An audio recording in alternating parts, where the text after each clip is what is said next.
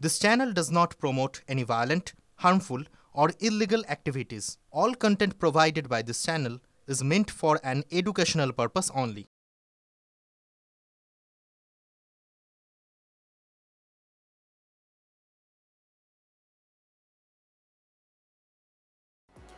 মাস কয়েক আগে বলেছিলেন 2/3 গরিষ্ঠতা নিয়ে ক্ষমতায় ফিরবেন। এবার দিলেন নিজেদের ছাপিয়ে যাওয়া টার্গেট। টিএমসিপি সভা থেকে 26-এর মহারণে তৃণমূলের লক্ষ্য বুঝিয়ে দিলেন মমতা বন্দ্যোপাধ্যায়, তবে সংখ্যা স্পষ্ট করেননি। আর অভিষেকের হুঁশিয়ারি, বিজেপি 50-এ পৌঁছবেই না। যা শুনে বিজেপির জবাব, আগে ডায়মন্ড হারবার সামনে দেখা। মনে রাখবেন, আগামী নির্বাচনে আরো সিট আপনাদের বাড়বে। 2011-তে কংগ্রেসের সঙ্গে জোট করে 184, 2016-তে একালোরে 211, 2021-এ একক ক্ষমতায় 213, আর 26-এর মহাযুদ্ধে টার্গেট আরও বাড়ালো তৃণমূল কংগ্রেস। আগের বার যা আসন পেয়েছিল তৃণমূল, আগের বার যা আসন পেয়েছিল, আমি বুক ঠুকে এখানে কথা দিয়ে যাচ্ছি, তার থেকে আসন বাড়বে, কমবে না।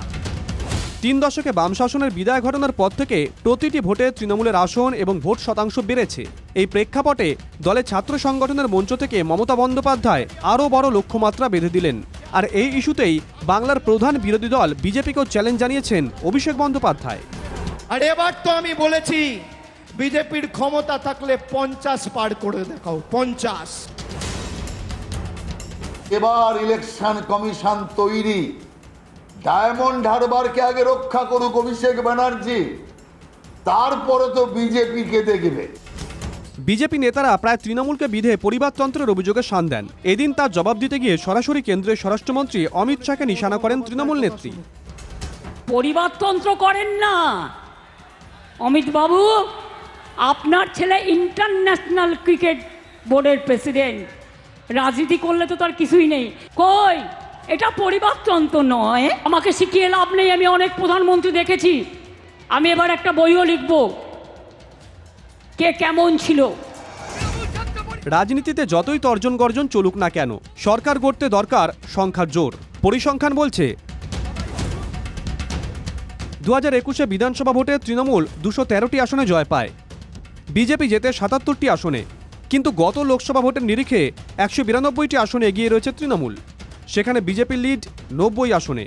21-এর ভোটে শূন্য কংগ্রেস এগিয়ে 11টিতে, বাম 1টিতে। Bureau report, TV9 Bangla.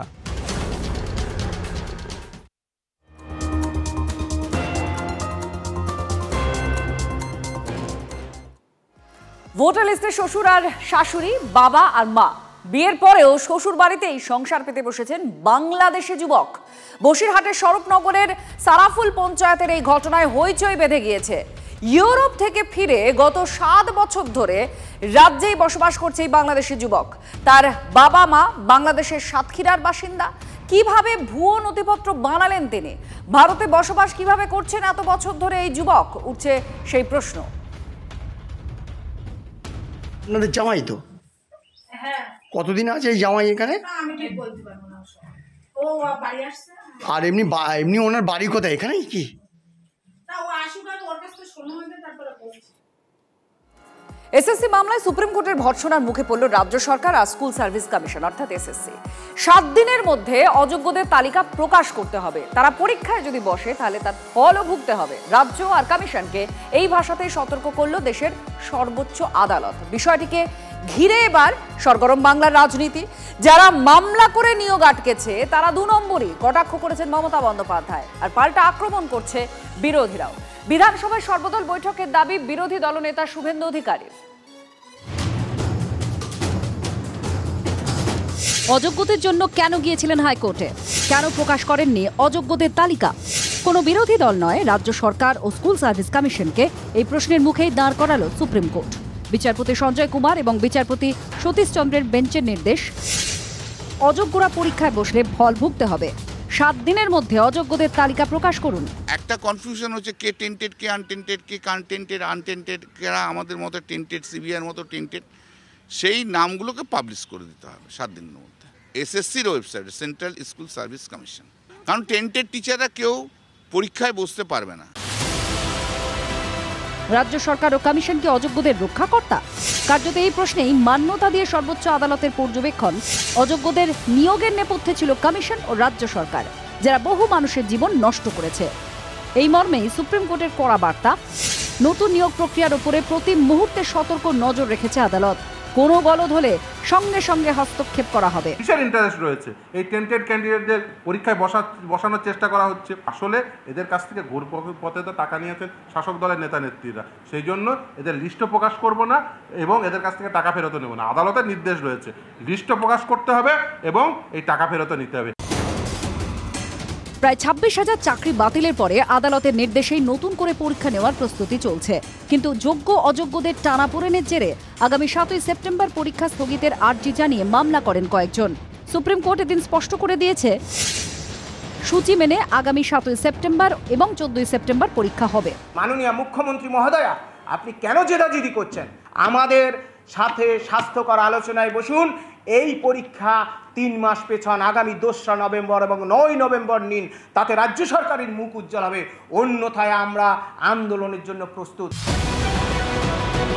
Supreme শুনানির ঘণ্টাখানেকের মধ্যেই কলকাতায় দলীয় ছাত্র সংগঠনের মঞ্চ থেকে নিয়োগ ইস্যুতে মামলাকারীদের 2 নম্বরে বলে চড়া সুরে আক্রমণ করেন মমতা বন্দ্যোপাধ্যায়।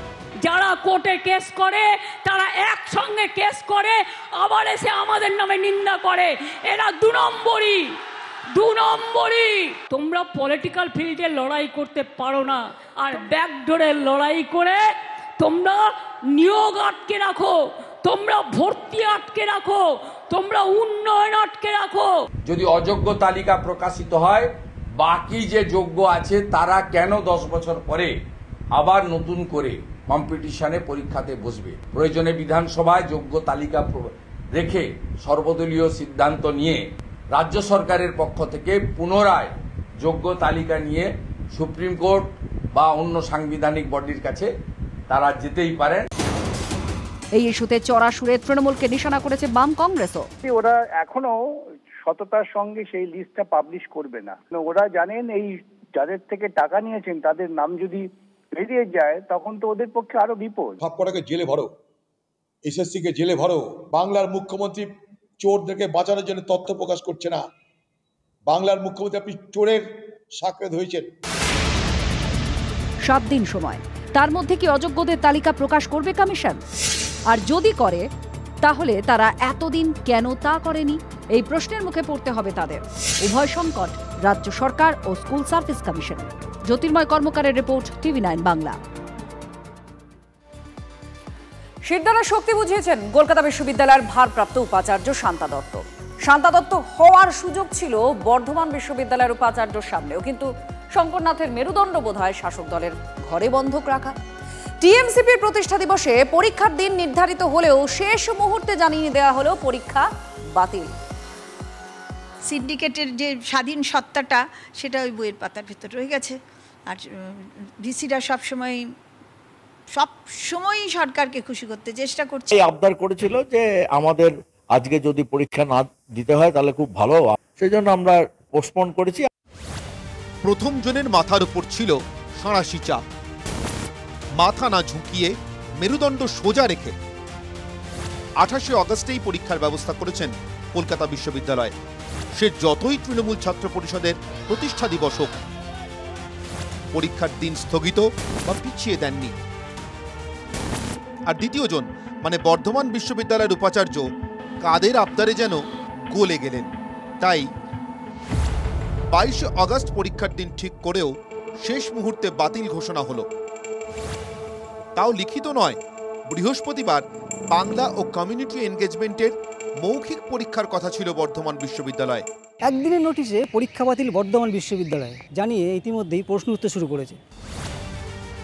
গত বছরের শেষে বর্ধমানের উপাচার্য পদে নিয়োগ করা হয় খড়গপুর আইআইটির ভূতত্ত্ববিদ্যার অধ্যাপক শঙ্করনাথকে।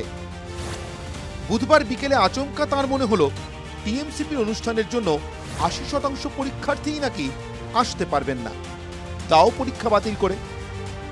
ছাত্রদের জন্যই তো পরীক্ষা, ছাত্ররাই যদি পরীক্ষায় না আসতে পারে তাহলে সেই পরীক্ষা কি করে হবে? ওদের আবদার মাথায় রেখে আমরা ওদের একদিনের জন্য পিছিয়ে দিয়েছি। বর্ধমান ইউনিভার্সিটির মতন একটা ভালো ইউনিভার্সিটিতে তা ওখানকার স্যারেরা ভিসিরা তাদের সাথে তৃণমূলের সাথে তাল মিলিয়ে চলতে গিয়ে বিভিন্ন রকম ছাত্র ভাতা না ভেবে বিভিন্ন রকম সমস্যায় ফেলছে ছাত্রদের। পড়ুয়াদের একাংশ থেকে বিরোধীদের অভিযোগ, শাসক দলের দাপট এতটাই যে সিট দ্বারা বিকিয়ে ফেলছেন উপাচার্যরা। এইটুকুই বলতে চাই, ইউনিভার্সিটি অথরিটি যেন নিজের সিট দ্বারাকে বিকিয়ে না দিয়ে ছাত্রছাত্রীদের যাতে ভবিষ্যৎ সুনিশ্চিত হয় সেই বিষয়ে হস্তক্ষেপ করে। সেই উপাচার্য মহাশয় সে নানা ফন্দি ফিকির করে মাথা নিচু করে দিয়েছে, দিদির চরণে মাথা ঠেকিয়ে দিয়েছে। আমরা আবেদন জানিয়েছিলাম যে এই পরীক্ষা মারা হয়, কারণ আপনারা জানেন যে ছাত্র সমাবেশে সব ছাত্রছাত্রীরা দিকে বাসে ট্রেনে যাবে। স্নাতক স্তরে মৌখিক পরীক্ষা, খুব বেশি সময় লাগার কথা নয়, তাও বাতিল। তা পরীক্ষা বাতিলের আবদারটা কাদের? বর্ধমানের উপাচার্য নামটা বলেননি। মিহিদানা সীতাভোগের জেলা বর্ধমানে আবদারের সঙ্গে কি আপ্যায়নও ছিল?